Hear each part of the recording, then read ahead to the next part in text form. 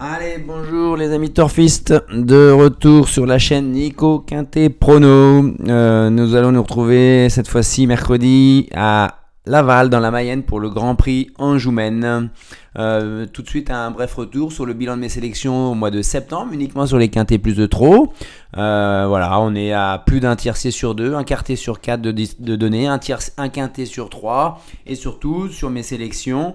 Le béton une fois sur 2 dans le tiercé, le copain 70% de réussite dans le quintet, le coquin un tout petit peu juste, 20% de réussite seulement, mais ce mois-ci on a eu quand même des gros outsiders à l'arrivée.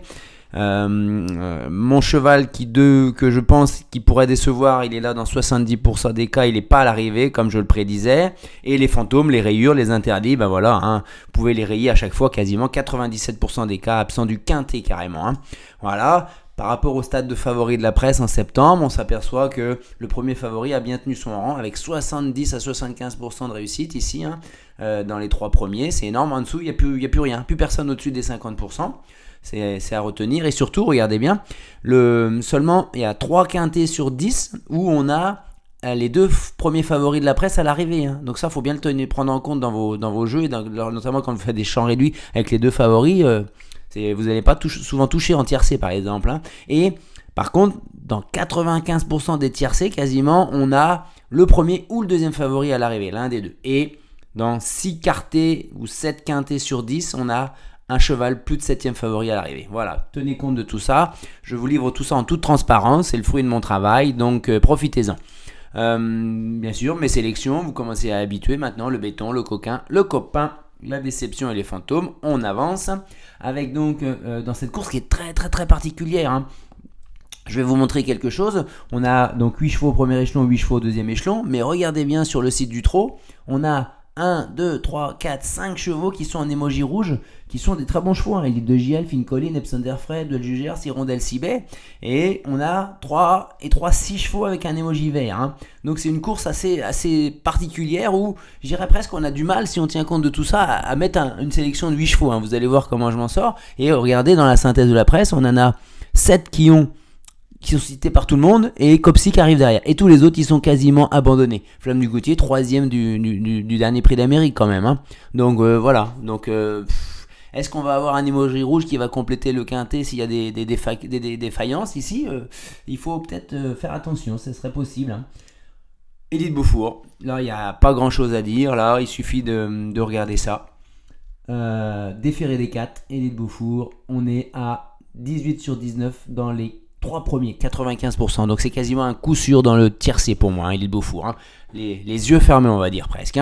Ensuite, le copain, je vais prendre Hokkaido Giel pour la simple et bonne raison, c'est que c'est un cheval. Voilà, ça c'est quand il est ferré.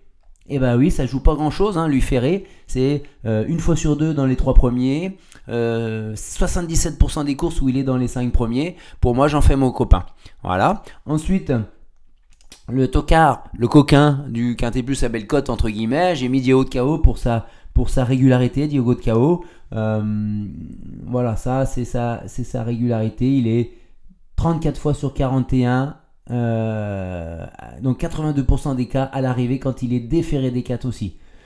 Capable de trotter quand même la dernière fois une 12-2 sur les 2850 mètres de la grande piste à Vincennes. Donc il peut quand même garder une belle place là.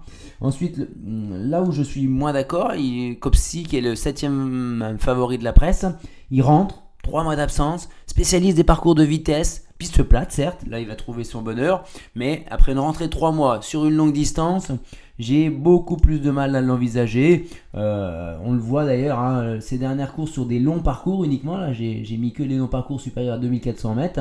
On s'aperçoit qu'il a fait 4ème à Borelli, mais derrière des chevaux qui n'ont pas leur place dans ce lot-là. 9ème au Croisé-la-Roche, vous voyez, assez nettement battu avec un lot qui est plus consistant. Et 3ème au Croisé-la-Roche, derrière Elite de JL dans un lot un peu plus creux.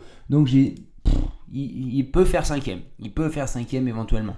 Ensuite, alors là, j'aurais pu en rayer beaucoup plus si on s'aperçoit. Il y a beaucoup d'émojis rouges. J'ai mis le 8, le 9, le 10 et le 15. Ça nous donne quoi en jeu combiné? J'ai tenté le coup avec Hatchetman devant. J'ai dit, c'est un cheval, il aime emmener de loin, les pistes plates, premier échelon. Laval, c'est pas un parcours où il y a une immense ligne droite non plus pour revenir.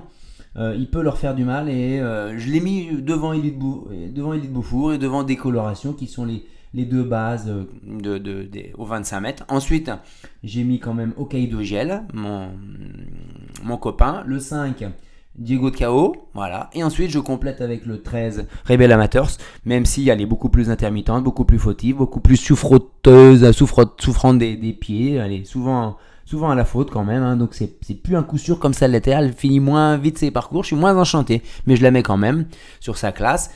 Parce qu'elle était capable de finir, elle devait finir quasiment 4ème du prix d'Amérique sans sa faute dans la ligne droite. Hein. Ensuite, le 11, Jérémoum, m'a un petit peu déçu la dernière fois. Il a trotté sur des œufs au départ, dans la ligne droite pour être disqualifié. C'est le cheval typique pour prendre la 4-5e place, effectivement. Si vous voulez rajouter un 8e cheval parmi les émojis rouges, j'ai hésité, mais Élite de Giel, en partant en tête, bien placé, bien caché, même ferré. Elle peut prendre une 5ème place en cas de défaillance. Fine Colline, elle est vraiment pas prête. Epson d'Airfray, pas du tout non plus. Duel du Gers sur 25 mètres, impossible. Et sinon, c'est Flamme du Goutier dans votre choix éventuellement, qui peut finir 5-6ème. J'ai regardé sa course la dernière fois à Rambouillet, c'est pas mal, mais elle a plafonné dans les 100-150 derniers mètres. Ça l'a fait du bien parce que c'est une course qui a été rondement menée sur l'herbe là-bas. Et Flamme du Goutier, elle peut venir également, mais elle a d'autres échéances. Et ferrée comme ça, elle est moins performante quand même. Hein.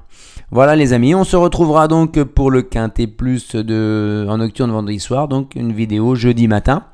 N'hésitez pas à mettre un petit pouce bleu si ça vous a plu, vous abonner pour avoir la prochaine vidéo. À bientôt.